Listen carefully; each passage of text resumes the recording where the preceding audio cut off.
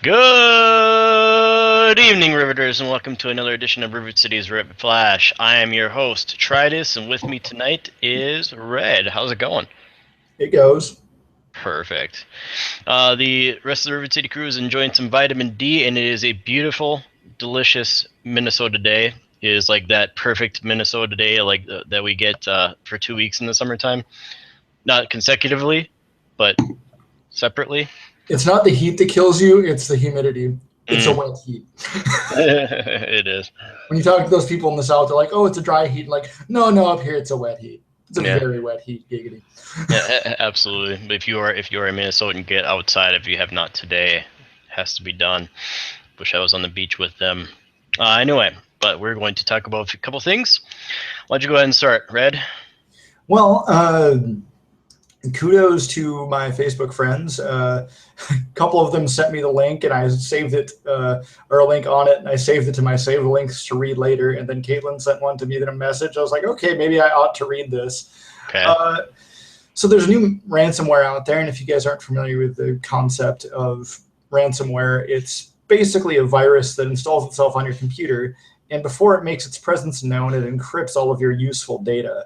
Uh, One of the first variants we saw of this was called Crypto Locker, and it would go through your entire hard drive, look for usable stuff like pictures and office documents, and it would encrypt them.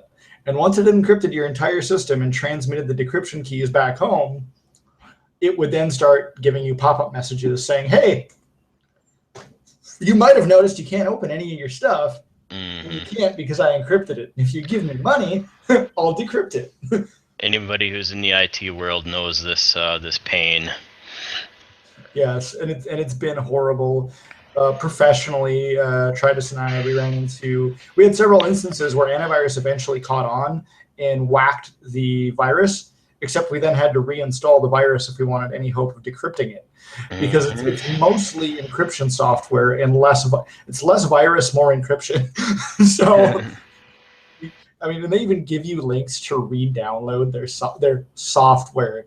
They put some Yeah. real good effort into trying to appear semi-legitimate. Yeah, and I love their help documents that they put up. Like, oh, don't worry, we can help you out. We can definitely help you. Give us your money to get the data we stole from you. Right. Well, anyway, these guys have been, this type of software has been a threat for a while now, and we've seen it morph into all sorts of different things. There was Crypto Locker, Crypto Wall, Crypt this, Crypt that, and well, I guess the latest threat, and I've been a little bit out of the loop since I left our managed services job that we used to share together. The latest threat is called Cerber. And what's evil about this particular threat, they just recently, sometime I think on the 5th or 6th, they discovered that this latest strain morphs itself every 15 seconds to avoid detection. That means it changes its makeup enough where, like, one of the ways they were combating this ransomware was they were just hashing these files that were getting downloaded, and they were just detecting like, oh, this hash is crypto locker. So if you see it, just block it, and you'll never have an issue again. And that worked, except now they found a way around it. So every 15 seconds, it's changing its makeup. So if you're trying to detect it that way, you'll just never get it. And even worse, and I'm looking for a secondary source to corroborate this, but apparently it's immune to sandboxing too. Oh, Uh, yeah, like one of the latest defenses against malware is a technology called sandboxing, where an antivirus program will execute potentially malicious code inside of a virtual machine. So it can watch and observe its behavior, and if it starts to act like a virus when it executes it, that's how it decides it's bad code.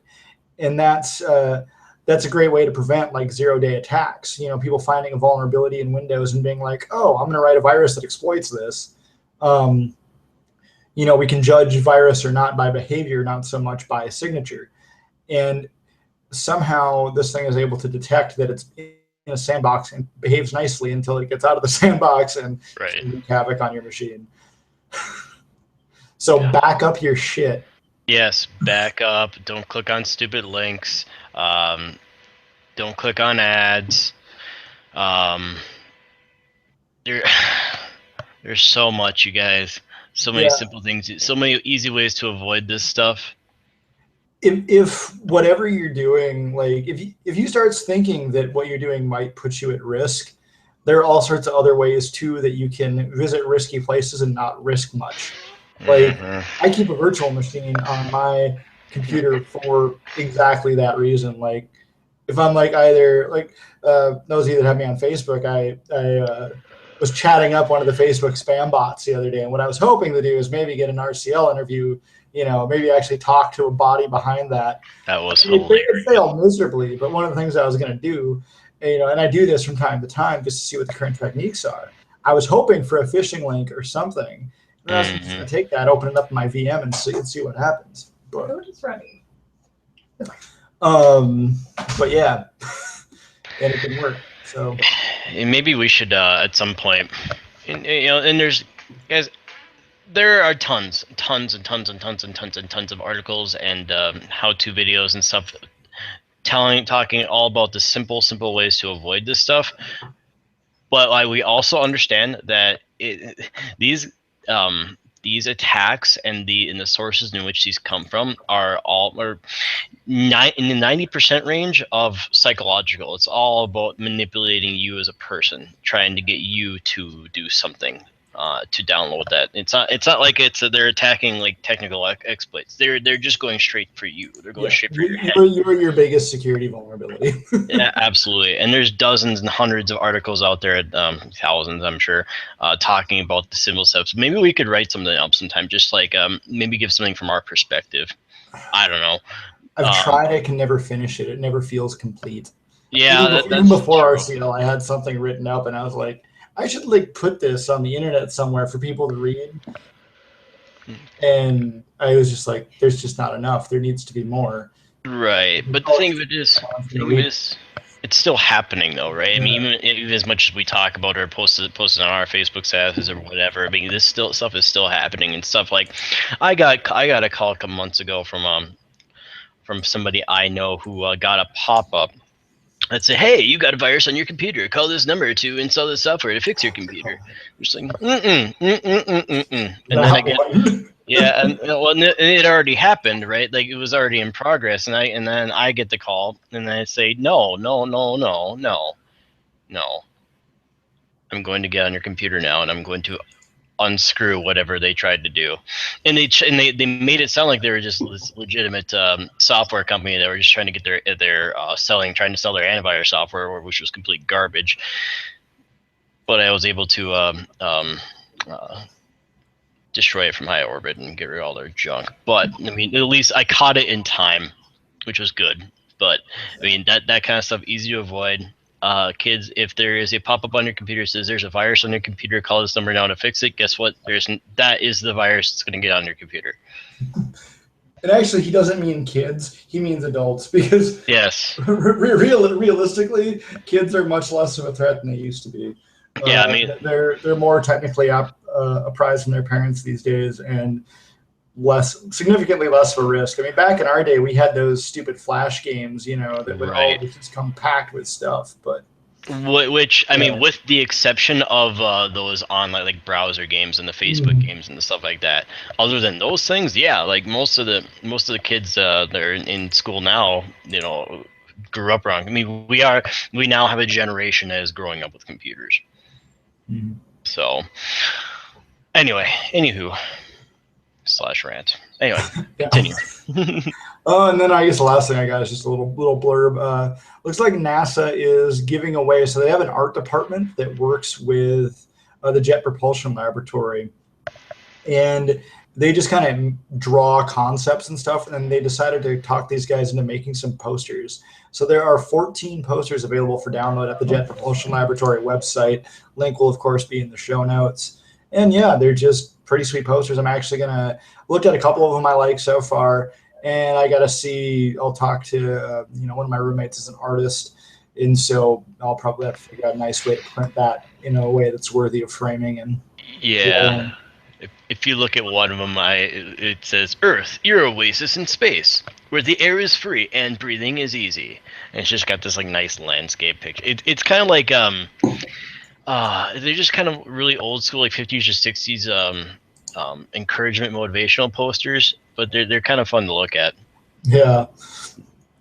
It's kind of like if Fallout were in space. Like that was my first thought, was like seeing the the random posters you'd see in Fallout, trying to encourage people to join the military or whatever. Mm. Then you'd have that guy in the T-40 power armor.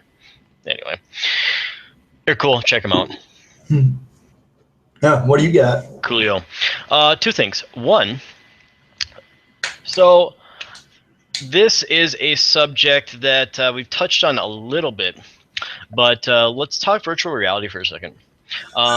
So You find this fun? Did you sell Didac's kidney? no, I'm considering selling my own kidney, actually. Actually, I'm just going to sell my entire body and implant myself in a virtual world. I will become the singularity. Anyway, so I want to dive into this for a second. We were at so this weekend we were at a little convention called 2DCon. Really, it was a great convention. It was a gaming convention hosted by some of our friends from a company called This Is Geek. Check them out. I'm going to put up all their links in the show notes. We also just we're writing up a post this week on our reviews of 2DCon, so look for that tomorrow. Either way, one of the things that we got to do there for 2DCon. Say 2DCon again, so they know to look up 2DCon. 2DCon. Okay, continue. All right. So at 2DCon, one of the things you could do was test out virtual reality headsets, the Oculus Vive. We got I believe all of us did get a chance to test all of them, or at least the Vive. I got to buy the Oculus after the Vive. The Vive is all I need. Buy me the Vive, Bergie. Yeah, no kidding, right? The Vive was cool. Check that out. I'm gonna put that in the show notes. So I got to play 2 games. I get to play in a bow and arrow game where you're in this like kind of a dojo, but it reminded me honestly, it reminded me of the room where Neo and Morpheus are in the Matrix when Neo learns kung fu. Totally did, and you're in there, and it's of course perfect because you're in a VR world. I know kung fu, and you have to shoot a bow and arrow. You have 2 paddles, and you're in a headset, and you have VR for me. All you can see is this digital room, and you have to fire arrows at targets that shoot back at you, so you have to like dodge and whip around. And it was great for my hernia, and yeah, it was a lot of fun, and it was so just mind-blowingly real, right? And I got to do that, and we got to do the Space Pirate training simulator. Yes, where that was my favorite because I've always wanted to be a space pirate. So right. It was so fun. Like you get 2 plasma pistols, or a plasma pistol and a shield, and you have to shoot at what are essentially, if you recall the name of the floating drone orbs that are in Star Wars, the remotes. The ones that the Jedi used to train. Also, you remember in like Star Wars: The Old Republic, those little flying balls that would fly around.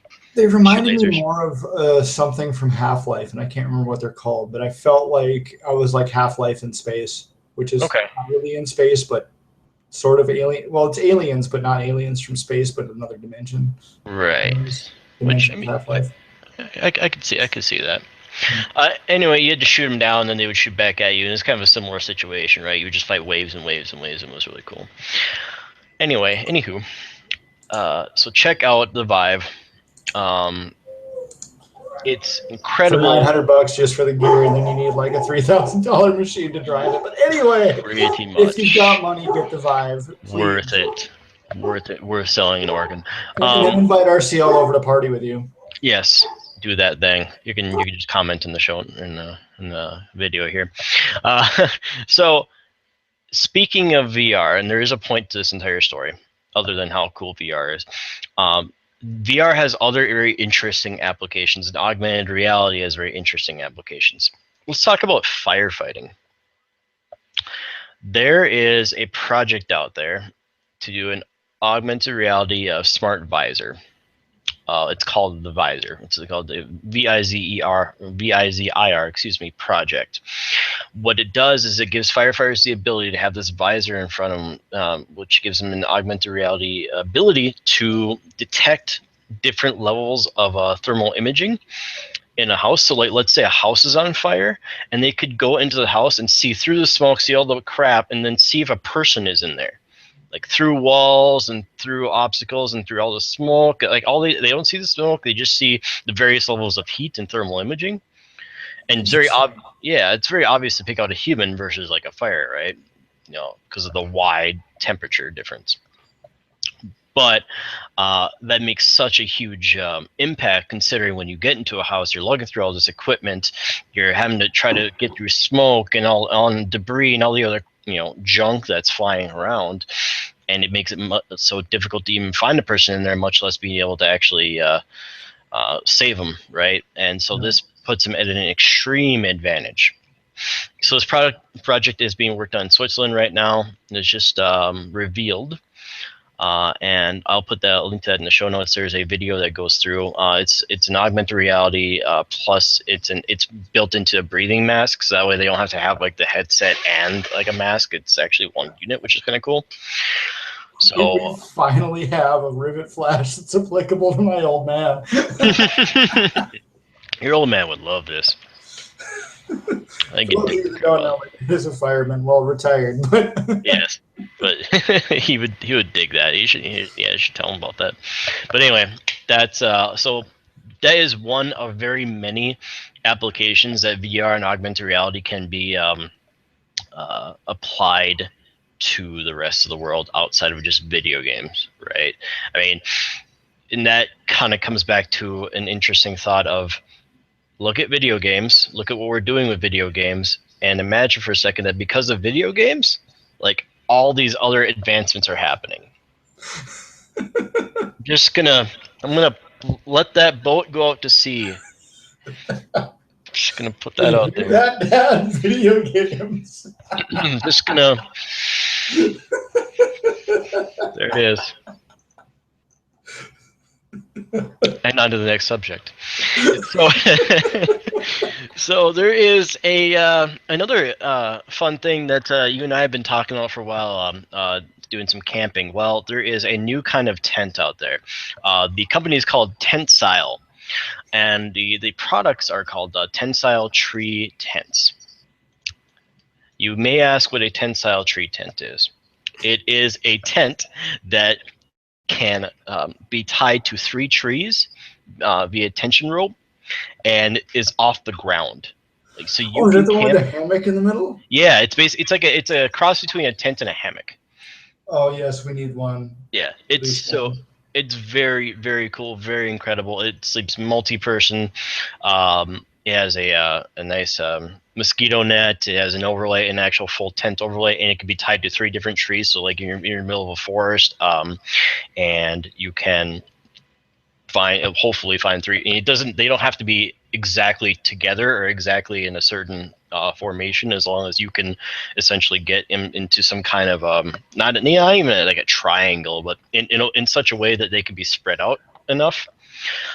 It's done by tension. It's all done by, so you can adjust each length of each third of the rope or whatever, so that that way you can apply it to multiple environments, right? Because you're not going to get into you can't always find that perfect spacing of 3 trees. Yeah, you're not going to find a perfect triangle. Sorry, kids, that's just not going to happen. And it was inspired by Ewoks. Like this guy was watching, one of the Star Wars movies, and saw the Ewoks and saw the village, the tree village that they had, right? And over time, this idea was sparked in his head, and finally decided to build it out, and there it is. And with every purchase, they plant 3 trees. So they're really cool at being able to give back. So check that out, tentsile.com. I want to purchase one of these. I think it would be really fun for camping. I think it'd be interesting to camp off the ground like that. Don't put it too high off the ground, or else you might just not be able to get into the thing. Yeah. Or out, for that matter. Well, and then there's the challenges of our drunk friends. Right, there is that. But like Still my normal tent. yes, they recommend having it 4 feet off the ground, like max, or else you're just gonna have a tough time. But it's good to avoid, insects and other slightly larger predators. Maybe not a bear, unless you have it good 15 feet up. But Kind of solves the problem of leveling your tent. it does, and or if it, for zombie apocalypse reasoning, I mean, you could have that tent and it could be up in the air, and the zombies can't eat you.